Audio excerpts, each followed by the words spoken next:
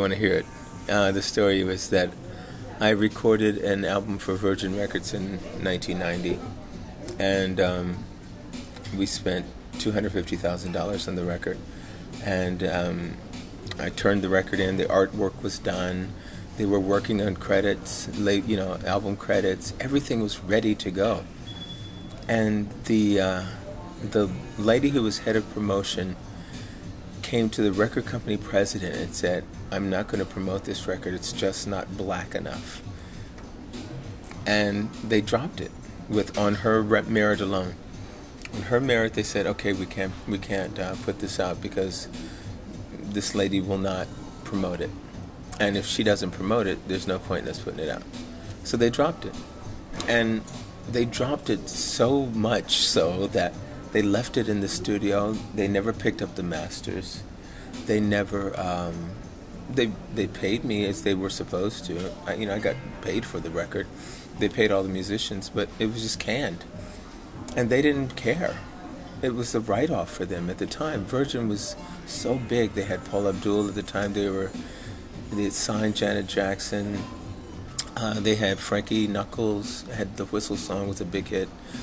And there was tons of great artists on Virgin and record companies were really, really gluttonous at the time, and they were just dropping artists like crazy. And anything that they thought wasn't a huge hit maker, they would just drop it after they finished doing the record. It happened to Dee Harvey and a number of singers I knew. It happened to Layla Hathaway. It happened to somebody else, like amazing singers. So anyway, they dropped the record. 7 years went by, and I was still curious. But prior to that, the studio called me and said they've called the record company and asked them to pick up the masters, and no one has come to pick up the masters. And they said, "Do you want them?" And I said, "I'll take them, sure." I took them and put them in my garage, and I held on to them till the statute of limitation had ended, and just until I could, release it. And I called, just to be safe, I called my friend Jim McCornfield, who was at the time one of the heads of the record company. I said, "Jim, I've got the masters, and I want to put some of these tracks out. What do you think?" And Jim said, "No one that was at Virgin then is at Virgin now, and I'm sure no one could care less. And legally, it's just, they don't have a leg to stand on. It's been 10 years. So, in 2000, what was it? 2001, I think. I released circa 1990. Was it 2000 or 2001? And I had, I asked permission, as it were, from all the people that I thought, 2003. From all the people that I thought would be concerned about it, and it was perfectly fine. And I notified the writers and all that stuff. So it's funny.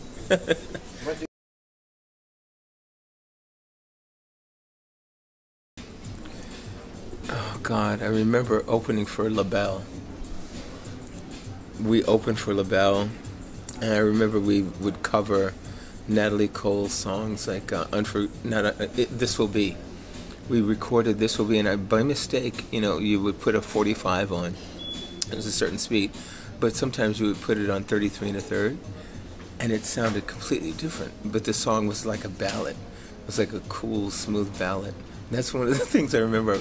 We performed "This Will Be" as a ballad almost, or a mid-tempo ballad, and it turned out so great. People went crazy for it live when we did it. And we were so infatuated with LaBelle that we would wear silver suits and stuff. And I remember funny stuff like that. I remember touring with the Bee Gees. We opened for the Bee Gees on the Jive Talkin' tour.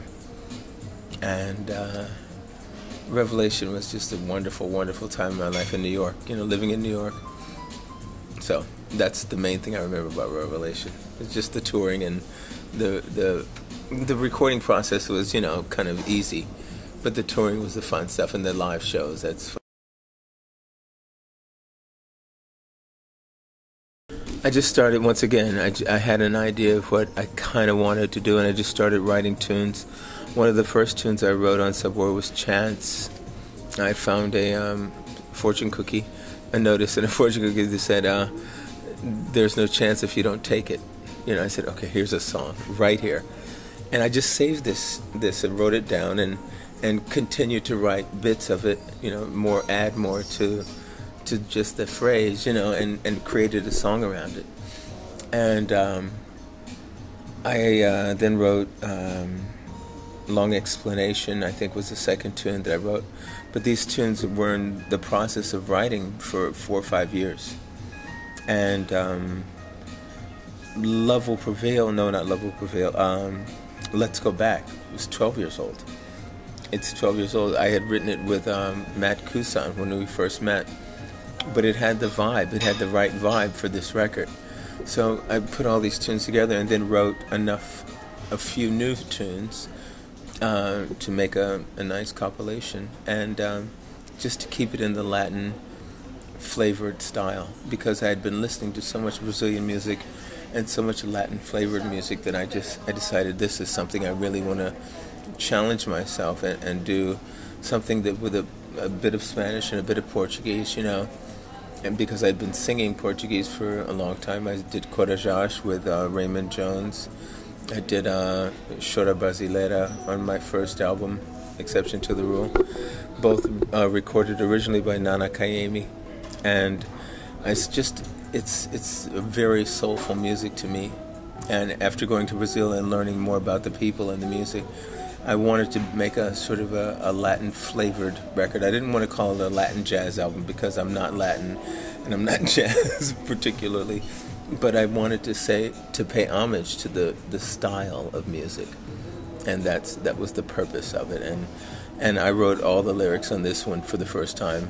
I've been writing lyrics before, but this time I said I have to write every single word that's on this, and it was really